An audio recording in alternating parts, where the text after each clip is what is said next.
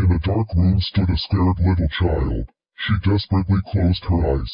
Even though the lights were off, she couldn't stand to continue looking at what she saw. What she saw was this massive giant standing in the way of the door.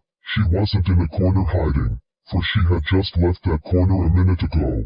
No. Instead she stood in the very center of the room. Her eyes clenched with all her might, and her ears were covered by each of her hands. And just as hard as her eye muscles were working, so were the muscles in her arms trying to prevent any ounce of fear from entering her ears. And her brain was trying to focus on the other side of the door, meanwhile doing her best to forget about the giant in the way, for the giant was a figment of her imagination. So as she took in a breath and got ready to release it, she felt a gentle hand on her shoulder, and a soft voice in her mind. "It's okay, child.